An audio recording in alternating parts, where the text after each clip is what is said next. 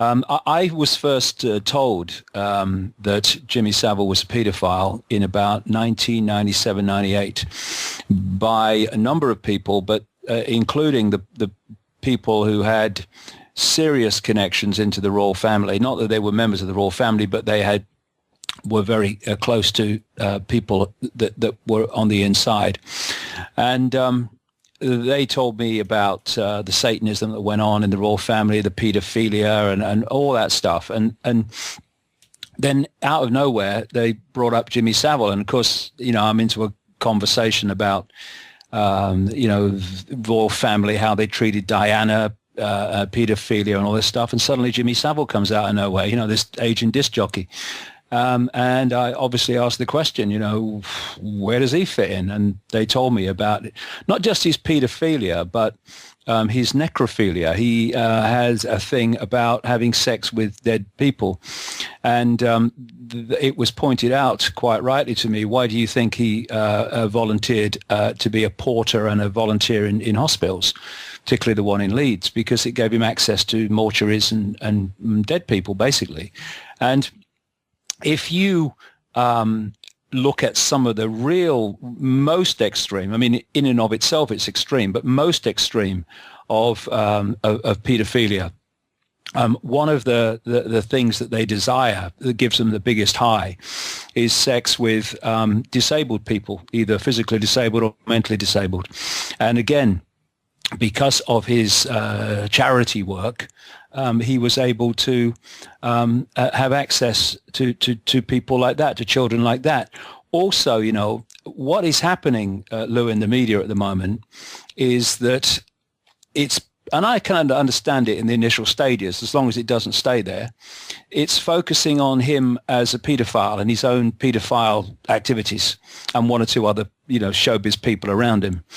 But the biggest story, the biggest picture story is that he was a procurer of children, and he procured them for the royal family. He procured them for people like Ted Heath, who is exposed as a Satanist, pedophile and mass child killer, serial child killer, in a book called The Biggest Secret. It came out in 1998. He was alive then for years afterwards. And he was therefore untouchable.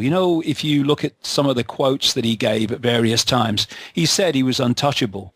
And he gave an interview for Esquire magazine in which he said, the thing about me is I get things done and I work deep cover. I've known the royal family for a million years. He was talking about his connections to the royal family and how he was a regular visitor to Buckingham Palace, Kensington Palace, where Diana lived after the marriage to Charles broke up, Highgrove, the country estate of Prince Charles.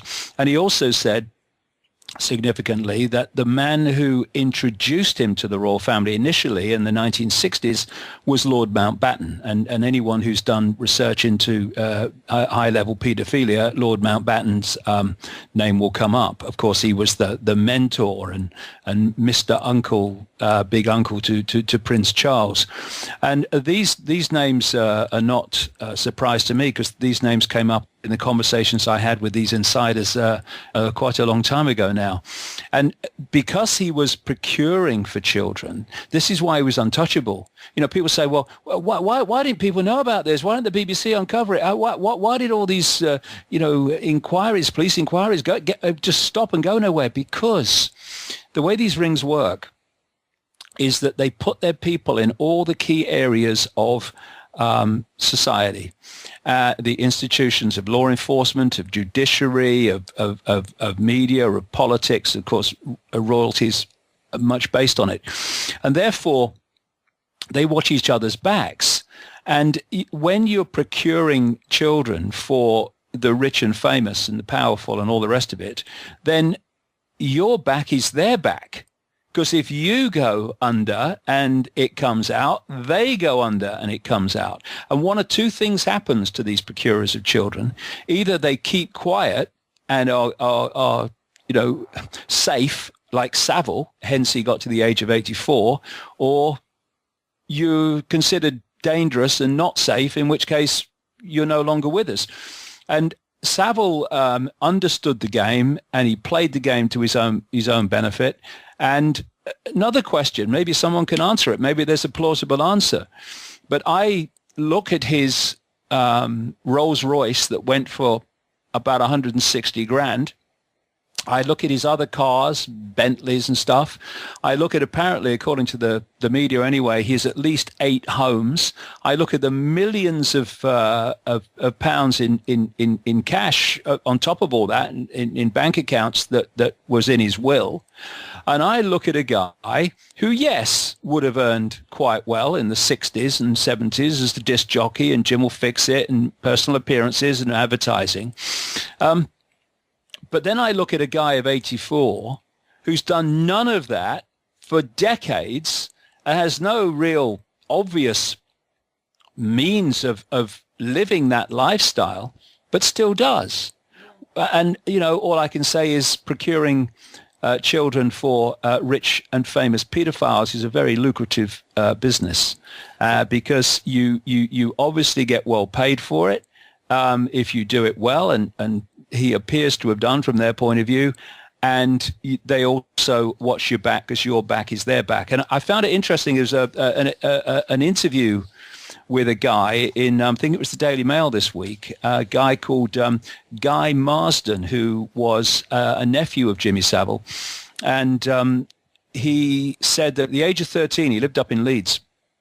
He ran away from home with a few friends to London.